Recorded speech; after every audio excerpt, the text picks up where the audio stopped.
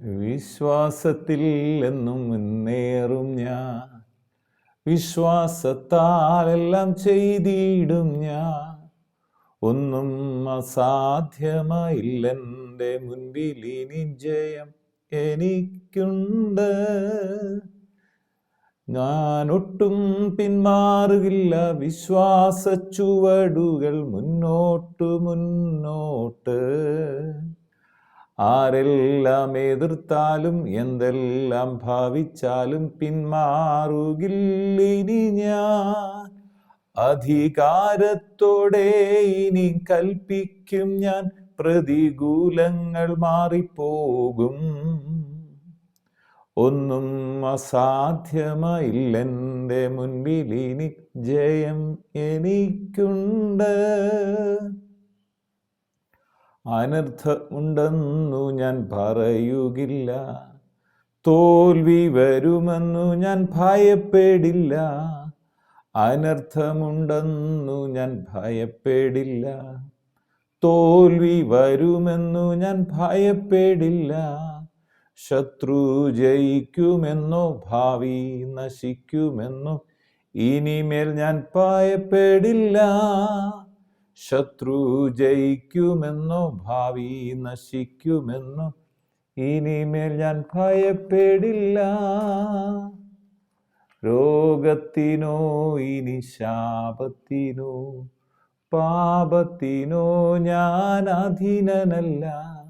സാത്താന്യ ശക്തിയിന്മേൽ ശാപബന്ധനത്തിന്മേൽ ജയം എനിക്കുണ്ട്. ആകുല ചിന്തയാൽ നിറയുകില്ല, ഭാരങ്ങളോർത്തിനി കരയുകില്ല. തക്ക സമയത്തെനിക്കെല്ലാം ഒരുക്കുന്നവൻ ഒരിക്കലും കൈവിടില്ല. ഞാനൊട്ടും പിന്മാറുകില്ല, വിശ്വാസ ചുവടുകൾ മുന്നോട്ട് മുന്നോട്ട്. ആരെല്ലാം എതിർത്താലും എന്തെല്ലാം ഭാവിച്ചാലും പിന്മാറുകില്ലിനി ഞാൻ. വീണ്ടും വരുന്ന യേശു ക്രിസ്തുവിൻ നാമത്തിലുള്ള സ്നേഹവന്ദനങ്ങളെ എല്ലാ പ്രിയപ്പെട്ടവരെ ഈ സമയത്ത് അറിയിക്കുന്നു. വിശുദ്ധ യോഹന്നാൻ എഴുതിയ സുവിശേഷം 11-ാമത്തെ അധ്യായം 40-ാമത്തെ വാക്യം. യേശു അവളോട്, വിശ്വസിച്ചാൽ നീ ദൈവത്തിൻ്റെ മഹത്വം കാണും എന്ന് ഞാൻ നിന്നോട് പറഞ്ഞില്ലയോ എന്ന് പറഞ്ഞു. ബൈബിളിൽ അതിപ്രധാനപ്പെട്ട ഒരു വിഷയമാണ് വിശ്വാസം. കർത്താവായ യേശു ക്രിസ്തു ഒരിക്കൽ ഇങ്ങനെ പറഞ്ഞു, നിങ്ങൾ ദൈവത്തിൽ വിശ്വാസമുള്ളവരായിരിപ്പീൻ. നിങ്ങൾ വിശ്വസിച്ചുകൊണ്ട് ഈ മലയോട് പോയി സമുദ്രത്തിൽ പോയി വീഴാൻ പറഞ്ഞാൽ അതങ്ങനെ സംഭവിക്കുന്നു. ആരെങ്കിലും ഹൃദയത്തിൽ സംശയിക്കാതെ ഈ അത്തിയോട്, അതെല്ലാം കർത്താവ് വിശ്വാസത്തിൻ്റെ കാര്യങ്ങൾ പറയുമ്പോൾ കർത്താവ് ഒത്തിരി കാര്യങ്ങൾ പറയാണ്. എബ്രായർക്ക് എഴുതിയ ലേഖനത്തിൽ പറയുന്നുണ്ട്, ദൈവത്തിൻ്റെ അടുത്ത് വരുന്നവൻ ദൈവമുണ്ടെന്നും തന്നെ വിളിച്ചപേക്ഷിക്കുന്നവർക്ക് പ്രതിഫലം നൽകുന്നു എന്നും വിശ്വസിക്കേണ്ടതാകും. യേശു ക്രിസ്തു ഇങ്ങനെ പറഞ്ഞ്, വിശ്വസിക്കുന്നവരാൽ ഈ അടയാളങ്ങൾ നടക്കും. എന്നെ കേൾക്കുന്ന പ്രിയ സഹോദര സഹോദരി, ഇന്ന് കർത്താവായ യേശു ക്രിസ്തുവിൽ നിങ്ങൾ വിശ്വസിക്കാൻ തയ്യാറായാൽ നിങ്ങളുടെ ജീവിതത്തിൽ വലിയ അത്ഭുതങ്ങൾ നടക്കും. കർത്താവായ യേശുവിനെ വിശ്വസിക്കുന്നവർ ദൈവമക്കളായി മാറും. യേശു ക്രിസ്തുവിൻ്റെ വചനം വിശ്വസിക്കുന്ന ഓരോ വ്യക്തികളും അനുഗ്രഹിക്കപ്പെടും. ഇവിടെ വലിയൊരു അത്ഭുതത്തിൻ്റെ പ്രവൃത്തിയാണ് ഈ അധ്യായത്തിൽ വിവരിക്കുന്നത്. ലാസറിനെ ഉയർപ്പിച്ച സംഭവം. യേശു കർത്താവ് പോകുന്നൊരു ഭവനം, മാർത്തയുടെയും അവരുടെ സഹോദരിയായ മറിയയുടെയും ഭവനത്തിൽ. അവരുടെ സഹോദരനായിരുന്നു ലാസർ, ബഥാനിയയിലെ ലാസർ. ലാസർ ദീനമായി കിടന്നപ്പം മറിയ ദീനമായി കിടന്നു. എന്നിട്ട് പറയുന്നുണ്ട്, അങ്ങനെ ഈ സമയത്ത് യേശു കർത്താവിനെ ഇവർ ഈ വിവരം അറിയിക്കുന്നുണ്ട്. അപ്പം യേശു കർത്താവ് മരണശേഷമാണ് ആ ഭവനത്തിൽ ചെല്ലുന്നത്. അത് എപ്പോഴാണെന്ന് നമുക്ക് നോക്കാം. അതിൻ്റെ 17-ാമത്തെ വാക്യത്തിൽ പറയാണ്, യേശു അവിടെ എത്തിയപ്പോൾ അവനെ കല്ലറയിൽ വെച്ചിട്ട് 4 ദിവസമായെന്ന് അറിയും. യേശു കർത്താവ് ആ ഭവനത്തിൽ പോകും, അവനെ ഉയർപ്പിക്കുമെന്നും മരണത്തിന് മുമ്പൊന്നും സൗഖ്യം വരുത്താനായിട്ട് യേശു പോകുന്നില്ല. അതിനുശേഷം യേശു കർത്താവ് തൻ്റെ ശിഷ്യന്മാരുമായിട്ട് കല്ലറയ്ക്കൽ ചെല്ലുകയാണ്. അപ്പം 4 ദിവസമായി. മാർത്തയും മറിയയുടെയും സഹോദരിയെക്കുറിച്ച് ആശ്വസിച്ചുകൊണ്ടിരുന്ന പല യഹൂദന്മാരുടെ അവരുടെ അടുക്കൽ വന്നിരുന്നു. യേശു വരുന്നു എന്ന് കേട്ട് മാർത്ത അവനെ എതിരേൽപ്പാൻ ചെന്നു. മറിയോ വീട്ടിൽ തന്നെ ഇരുന്നു. മാർത്ത യേശുവിനോട് വന്ന്, കർത്താവേ, നീ ഇവിടെ ഉണ്ടായിരുന്നു എങ്കിൽ എൻ്റെ സഹോദരൻ മരിക്കുകയില്ലായിരുന്നു. യേശു ഉണ്ട് ഇവിടെ ഉണ്ടായിരുന്നെങ്കിൽ എൻ്റെ ഈ സഹോദരൻ മരിക്കുകയില്ലായിരുന്നു. ഇപ്പോഴും നീ ദൈവത്തോടെ എന്തപേക്ഷിച്ചാലും ദൈവം നിനക്ക് തരും എന്ന് ഞാൻ അറിയുന്നു എന്നും പറഞ്ഞു. അപ്പോൾ യേശു അവളോട് പറയാണ്, നിൻ്റെ സഹോദരൻ ഉയർത്തെഴുന്നേൽക്കും എന്ന് പറഞ്ഞു. മാർത്ത അപ്പം പറയാണ്, ഒടുക്കത്തെ നാളിലെ പുനരുത്ഥാനത്തിൽ അവൻ ഉയർത്തെഴുന്നേൽക്കും എന്ന് ഞാൻ അറിയുന്നു. നമ്മുടെ ക്രിസ്തീയ വിശ്വാസത്തിൻ്റെ ഏറ്റവും പ്രധാനപ്പെട്ട ഒരു കാര്യമാണ് അവിടെ പറഞ്ഞത്. യേശു ക്രിസ്തുവിൽ മരിച്ചടക്കപ്പെടുന്നവർ ക്രിസ്തുവിനോടുകൂടെ ഉയർത്തെഴുന്നേൽക്കുന്ന കാര്യം, പുനരുത്ഥാനത്തിൽ ഉയർത്തെഴുന്നേൽക്കും. പക്ഷേ യേശു കർത്താവ് അതല്ല പറഞ്ഞു. യേശു അവളോട് പറയാണ്, ഞാൻ തന്നെയാണ് പുനരുത്ഥാനം ജീവൻ. യേശു തന്നെയാണ് പുനരുത്ഥാനവും ജീവനും. അപ്പോൾ യേശു ക്രിസ്തുവിൽ കൂടെ അല്ലാതൊരു പുനരുത്ഥാനവും ജീവനും ഇല്ല. അപ്പോൾ യേശു ഇങ്ങനെ പറഞ്ഞു, ഞാൻ തന്നെയാണ് പുനരുത്ഥാനം ജീവൻ. എന്നിട്ട് പറയണം, എന്നിൽ വിശ്വസിക്കുന്നത്. എങ്ങനെയാണ് പുനരുദ്ധരിക്കപ്പെടുന്നത്?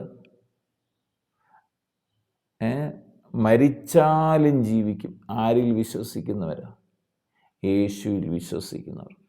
അപ്പോൾ ഈ വിശ്വാസം ഏറ്റവും പ്രധാനപ്പെട്ട കാര്യമാണ്. പുനരുദ്ധരിക്കപ്പെടുന്നതിനും മരണശേഷം നമ്മൾ നിത്യജീവിത അവകാശിയാകൊണ്ടൊക്കെ യേശു കർത്താവിൽ വിശ്വസിക്കേണ്ടത് ആവശ്യമാണ്. അപ്പോൾ ഏറ്റവും പ്രധാനപ്പെട്ട കാര്യം കർത്താവായ യേശുവിൽ വിശ്വസിക്കുക എന്നുള്ളതാണ്. എന്നിട്ട് പറയണേ, ജീവിച്ചിരുന്ന് എന്നിൽ വിശ്വസിക്കുന്നവൻ ഒരു നാളും മരിക്കുകയില്ല എന്ന് നീ വിശ്വസിക്കുന്നുണ്ടോ? യേശു ക്രിസ്തുവിൽ വിശ്വസിക്കുന്ന ഒരാൾ ജീവിച്ചിരുന്ന് യേശുവിൽ വിശ്വസിക്കുന്ന ആളിൽ മരണമില്ല എന്ന് പറഞ്ഞാൽ അവർ പാപത്തിൽ നിത്യമായി മരിക്കുന്നില്ല, അവർ നിത്യജീവന അവകാശികളായി മാറുകയാണ്.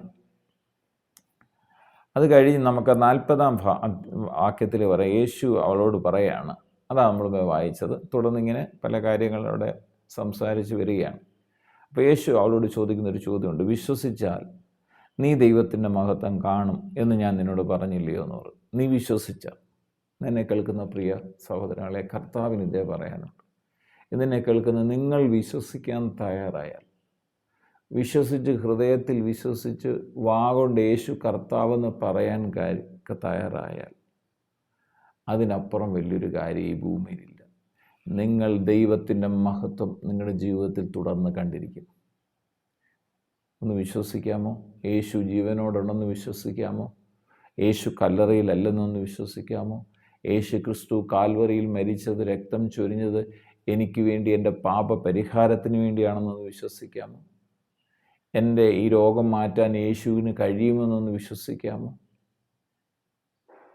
എൻ്റെ ഈ വിഷയത്തിൽ നിന്ന് എന്നെ പൂർണ്ണമായി വിടുവിക്കാൻ എൻ്റെ യേശുവിന് കഴിയുമെന്നൊന്ന് വിശ്വസിക്കാമോ?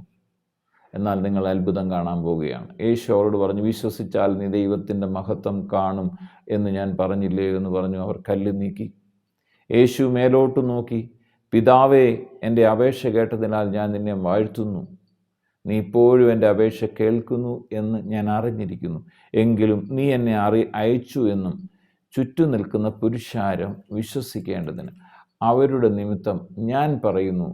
ഇങ്ങനെ പറഞ്ഞ് അവൻ ലാസറെ പുറത്തു വരിക എന്ന് ഉറക്കെ വിളിച്ചു. മരിച്ചവൻ പുറത്തു വന്നു.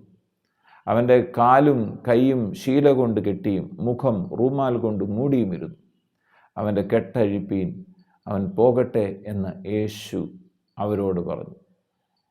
മറിയയുടെ അടുക്കൽ വന്ന യഹൂദന്മാരിൽ പലരും അവൻ ചെയ്തത് കണ്ടിട്ട് അവരിൽ വിശ്വസിച്ചു. എന്നാൽ ചില പരീശന്മാരുടെ അടുക്കൽ പോയി യേശു ചെയ്തത് അവരോട് അറിയിച്ചു. എന്നെ കേൾക്കുന്ന പ്രിയപ്പെട്ടവരെ, യേശു ക്രിസ്തു ഇന്നും മരണത്തെ ജയിച്ച് ഉയർത്തെഴുന്നേറ്റ് ജീവിക്കുന്നു. ഇന്നും കല്ലറ സമാനമായ ചില വിഷയത്തിനകത്ത് നിങ്ങൾക്ക് പുറത്തു വരാൻ കഴിയാത്തതുപോലെയുള്ള അവസ്ഥയിലാണോ എന്ന് നിങ്ങൾ കേൾക്കുന്നെങ്കിൽ ഇന്നൊന്ന് വിശ്വസിക്കാൻ തയ്യാറായാൽ യേശു നിങ്ങളെ പൂർണ്ണമായി വിടുവിക്കും. Jesus is alive, Jesus is real. യേശു ക്രിസ്തു മരണത്തെ ജയിച്ച് ഉയർത്തെഴുന്നേറ്റ് ജീവിക്കുന്നു. നിങ്ങളുടെ ആ വിഷയത്തിന് പരിപൂർണ്ണ വിടുതൽ തരാൻ യേശുവിന് കഴിയും. ആ യേശുവിൻ്റെ കരങ്ങളിലേക്ക് നമുക്ക് നമ്മളെ തന്നെ ഒന്ന് സമർപ്പിക്കാം. പിതാവെ, പ്രാർത്ഥിക്കുന്നു യേശു ക്രിസ്തുവിൻ്റെ നാമത്തിൽ എന്നെ കേട്ടുകൊണ്ടിരിക്കുന്ന ഓരോ പ്രിയപ്പെട്ടവർക്ക് വേണ്ടിയും പ്രാർത്ഥിക്കുന്നു.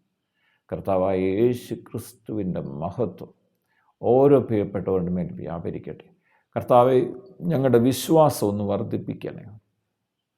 കർത്താവിലൊന്ന് വിശ്വസിച്ച് പൂർണ്ണമായി ആശ്രയിക്കാൻ ഞങ്ങളെ ഓരോരുത്തരെയും സഹായിക്കണേ എന്ന് പ്രാർത്ഥിക്കും. എന്നെ കേൾക്കുന്ന രോഗികൾ ഇപ്പോൾ തന്നെ യേശു ക്രിസ്തുവിൻ അടിപ്പിണരുകളാൽ സൗഖ്യം പ്രാപിക്കട്ടെ.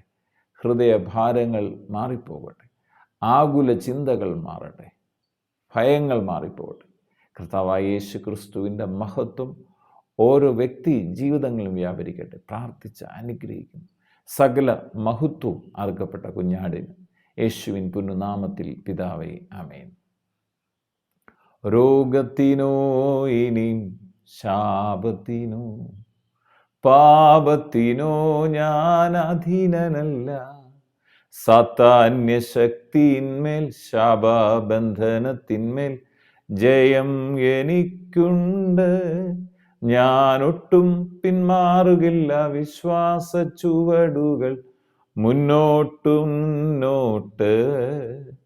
ആരെല്ലാം എതിർത്താലും എന്തെല്ലാം ഭാവിച്ചാലും പിന്മാറുകില്ലിനി ഞാൻ.